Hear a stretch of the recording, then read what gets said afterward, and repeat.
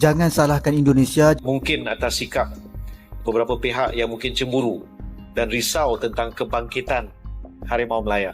Kasih bukti, kasih ke media, jangan ngomong doang. Dan ada yang tanya, siapa nak buat ini kepada Malaysia sedangkan ranking kita corot, siapa nak buat tindakan sabotaj ini. Tapi kita tidak intervensi, tidak ikut campur isu-isu negara lain. Tak payahlah kita duk salahkan orang itulah, orang inilah, negara itulah, negara inilah, apa semua kan. Kita sedar diri, senang, cukup. Sedar diri, kita silap, kita terima je lah. Kasus sanksi FIFA terhadap Malaysia benar-benar menjadi sorotan dunia. Tidak hanya sekadar soal skandal penipuan pemain warisan, tetapi juga bagaimana sikap rakyat Malaysia sendiri dalam menanggapinya. Perlahan, rakyat Malaysia mulai sadar diri bahwa masalah ini bukan datang dari pihak luar, melainkan kesalahan internal federasi mereka sendiri. Sempat muncul tuduhan tidak berdasar yang mengaitkan Indonesia sebagai dalang di balik laporan ke FIFA. Namun hal itu ditepis langsung oleh Ketua Umum PSSI Erick Thohir yang menegaskan Indonesia sama sekali tidak terlibat.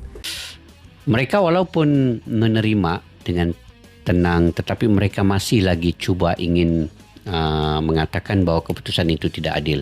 Tapi bagi saya, FAM harus menerima keputusan ini dengan sebaik-baiknya. FAM harus koreksi diri. FAM harus perbaiki mana yang kurang. Dan apa yang telah diputuskan oleh KAS ini bermakna apa yang telah dilakukan oleh FAM itu totally salah sebenarnya. Warga Malaysia mengaku kecewa karena FAM tidak puas dengan apa yang sudah dilakukan CAS. Seperti yang kita tahu, FIFA resmi menolak banding yang telah diajukan oleh FAM soal skandal naturalisasi 7 pemain naturalisasi. Dalam putusan resmi yang dirilis Komite Banding FIFA, FAM dan 7 pemain naturalisasi terbukti melakukan pelanggaran pasal 22 Kode Disiplin, FDC, tentang pemalsuan dan rekayasa dokumen. Sepak bola Malaysia telah mengalami penurunan selama bertahun-tahun. Artikel ini mempertanyakan apakah sepak bola Malaysia saat ini memiliki sesuatu yang patut dibanggakan. Terlepas dari periode kejayaan di masa lalu dengan legenda seperti Datuk Gani Minhat, Datuk Soh Chin An, Datuk Santokh Singh, dan Datuk Mohtar Dahari, sepak bola Malaysia dalam beberapa dekade terakhir dianggap kurang mengalami kemajuan yang signifikan. Menurut New Straits Times, sepak bola Malaysia telah menghadapi banyak masalah selama bertahun-tahun. M-League, Liga Domestik, adalah contoh utamanya.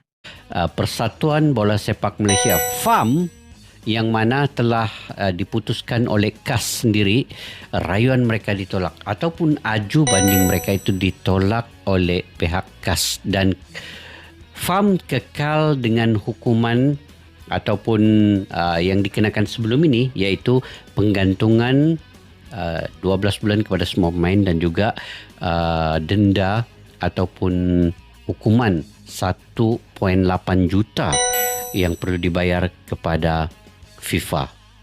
Persatuan Bola Sepak Malaysia juga mengesahkan keputusan berkuat kuasa yang dikeluarkan oleh Mahkamah Timbang Tara Sukan ataupun KAS ini berhubung rayuan mereka itu ditolak dan mereka sendiri menerimanya dengan keadaan yang tenang. Tetapi ini bagi saya lah, mereka walaupun menerima dengan tenang, tetapi mereka masih lagi cuba ingin mengatakan bahwa keputusan itu tidak adil.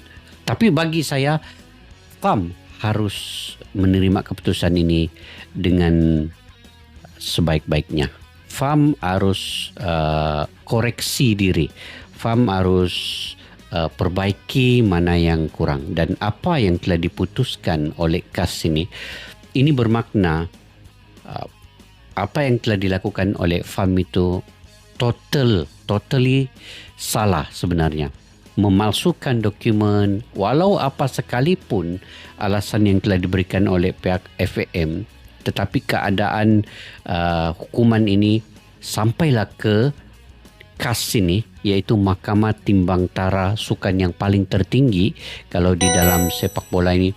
Itu adalah keputusan yang sangat muktamad dan itu adalah keputusan yang sangat jelas bahwa kesalahan itu memang berpihak kepada FIM itu sendiri, iaitu memasukkan dokumen ke semua pemain ini, dan pemain-pemain juga bersubahat dalam hal ini, dan denda kepada pemain ini juga kekal, dan mungkin ada sedikit pengurangan kepada pemain ini. Kalau betul lah Vietnam ataupun Indonesia yang melaporkan tentang pemain naturalisasi Malaysia kepada FIFA, jadi apa masalahnya? Sebab setiap pihak, setiap negara ni dia ada hak untuk melaporkan apa saja yang dia rasa macam tak betul tentang sesebuah negara tu. Sama lah juga untuk Malaysia. Kita pun boleh buat laporan kalau kita rasa ada negara-negara yang menggunakan pemain yang tak betul atau buat salah perkara dalam FIFA. Bila kita dah laporkan, FIFA akan siasat. Kalau dia buat siasatan dan benda tu salah, kita selamatlah kan. Tapi sekarang ni, apa yang laporan yang dah dibuat oleh Vietnam atau Indonesia kat atas kita tu, benda tu dah terbukti salah kan.